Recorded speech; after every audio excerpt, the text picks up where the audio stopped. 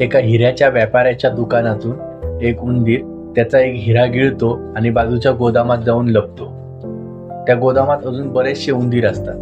त्यामुळे व्यापाऱ्याला प्रश्न पडतो की आपला हिरा गिळलेल्याच उंदराला कसं काय पकडायचं. म्हणून तो एका शिकाऱ्याला बोलवतो. शिकाऱ्याला सगळी घडलेली परिस्थिती सांगतो. शिकारी गोदामात जातो.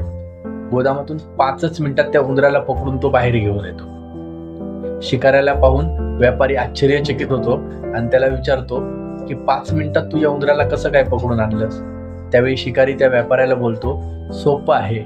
जसं की एखादा माणूस थोड्याशा श्रीमंतीने किंवा थोड्याशा संपत्तीने भुरळून जाऊन आपल्या लोकांपासून वेगळा राहू लागतो, तसंच या उंदराने केलं. त्याने हिरा गिळला आणि याच्याकडे हिरा होता म्हणून तो बाकीच्या उंदरांना सोडून एकटाच बसला होता आणि मी तेच केलं की त्या जो एकटा बसला होता त्यालाच मी उचलून घेऊन आलो. यातून आपल्याला हेच शिकायला मिळतं की थोड्याशा श्रीमंतीने किंवा थोड्याशा संपत्तीने भुरळून न जाता, आपल्या लोकांपासून वेगळं न राहता आपल्या लोकांसोबत एकजुटीने एकत्र राहिलं पाहिजे.